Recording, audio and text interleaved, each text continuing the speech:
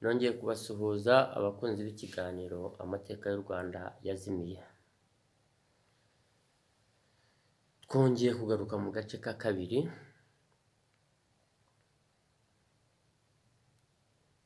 gakomereza ku kari kamaze kurangira, karimo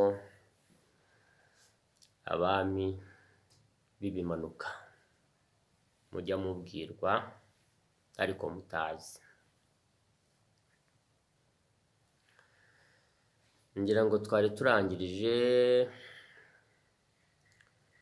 ku kiswe bisi. Nababwiye se ubundi bisi murayizi? Yajyanywemo abayobozi cyangwa abakuru ba bya bice. Burya isi bitagaragara ibibitse byinshi. Burya utareba mu isi bitagaragara ntamenya ibyo ari byo. Buriya umwamikazi w'Uburayi mutaramutakaza, burya yari azi byinshi. Isi bitagaragara yayirebagamo.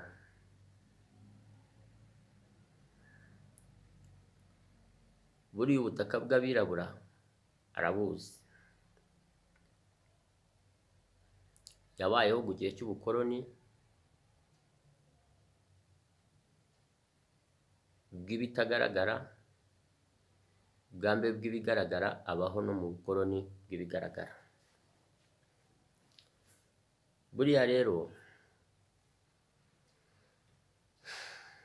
isi bitagaragara y'iwanyu y'ukuri yarayizi, n'isi bitagaragara y'iwabo bitari y'ukuri na yarayizi.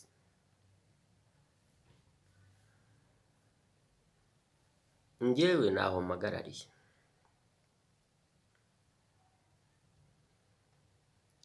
Kandi burya umubyeyi niba yarakoze ikosa, we wirigenderaho. Ndabizi ndababona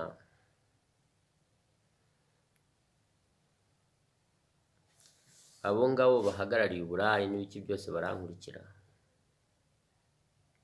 Ndababona ko munkurikira.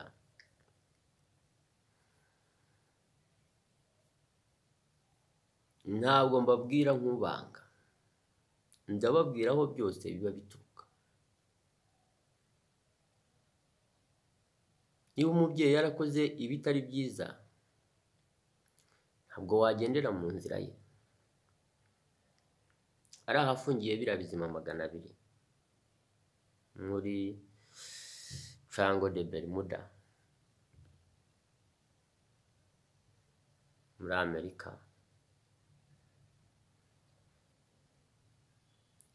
ahashyizwe ubwami bw'Uburayi, abatwaye inkingi y'igihu, abiswe Gumahondi ari bo bahagarariwe n'Abashinwa n'abandi mwese, ndetse n'abo ku butaka bw'amashyamba n'abirabura mwese murankurikira. Kandi mwese aho muturuka ntabwo muhazi. Niyo mpamvu mvuga imizi nkayivuga nyihereye hasi. Mwese abiswe ikiremwa muntu muba mutazi ahariho. Umuntu wese ntabwo azahaturuka. Niyo mpamvu ubona umukristo ashingira ku isezerano rya mbere ati duturuka kuri Adamu na Eva. Icyo ni ikinyoma. Adamu ni ahantu si umuntu. Abasilamu bati duturuka kwa Muhammad. Icyo ni ikinyoma. Muhammad ni uw'ejo bundi. Abazi amateka yanyu ni hariya mu butayu.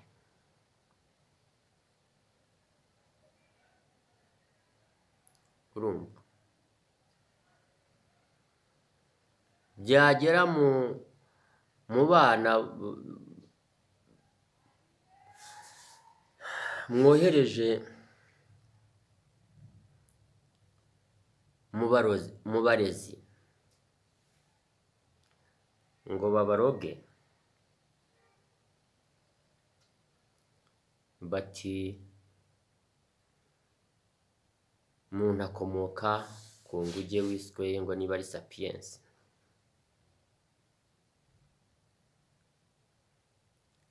Hari igice gituruka ku banyaburayi ari bo bakoroni b'abazungu bashinzwe ibyitwa ibisigaratongo. Shobora kuza akaza nko muri Afurika agacukura akazagera ku magufwa ya kera, ati umuntu yamaze igihe n'iki, wenda umuntu wa mbere aturuka ahangaha bashakisha, bakajya nko muri Misiri bakagenda bagacukura bakagera nko muri metero nk'ijana bagakurayo akabindi ka kera, bati abantu ba mbere baturuka ahangaha, wabona abashakisha.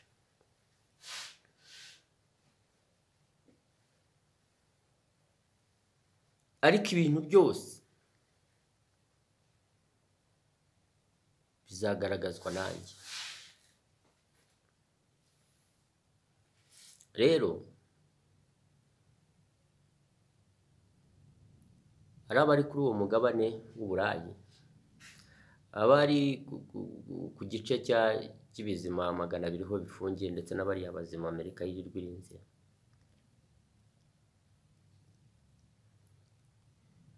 Mwese mba mbabwira imizi. Ibintu niba ubikurikira ukabone abawe baciye hejuru y'iriya nyanja barabuze, menya ubundi bagiye hehe. Rero ibyo byose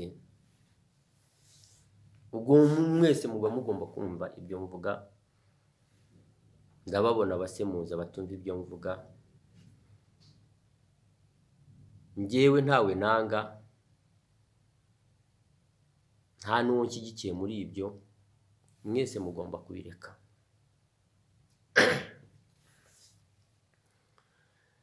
Nk'ubu ubwami bw'ibitagaragara bw'ukuri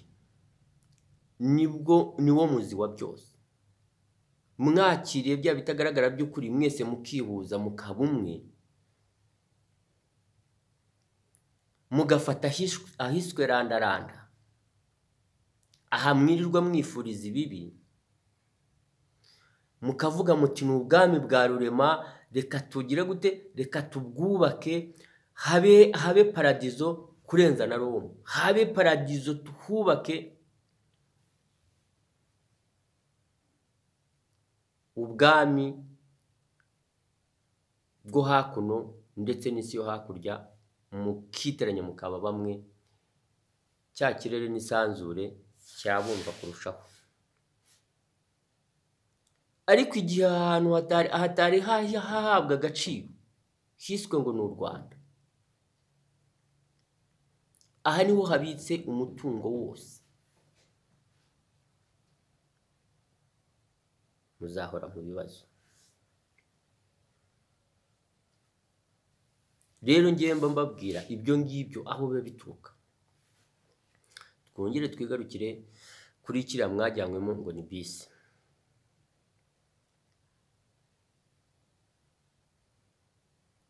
Twaduhanga tujya koherezwa hakurya igihe cy'isezerano rya mbere ry'igihanga, ari kumwe n'imfura ishibuka ku gihanga n'imfura ishibuka ku yindi.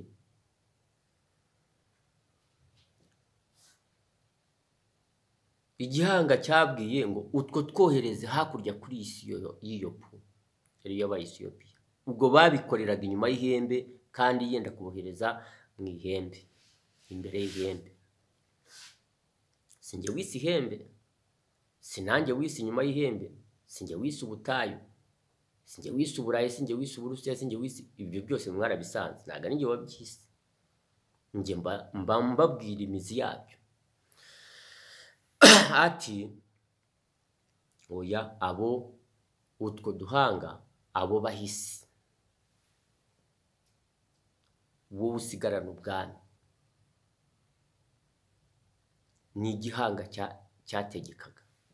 Bahisi niho hiswe basi cyangwa bisi. Bahisi bitangira hasi mwebwe muba mutazi ibyo ari byo, bahisi.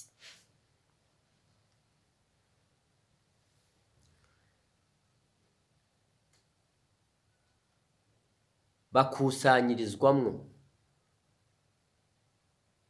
Niba ufite ibyo wenda kohereza cyangwa abo wenda kohereza, bagenda mu kintu kimwe, niba ari kontineri, niba ari bisi, niba ari iki, ni ugukasanyirizwa hamwe. Ni igihanga cyavuze, bari bagiye koherezwa hakurya kandi bagombaga kugendera hamwe, bahisi. Nuko batwarwa ku isi. Ubwo icyabajyanye nicyo cyiswe ngo bahisi, bayijyemo.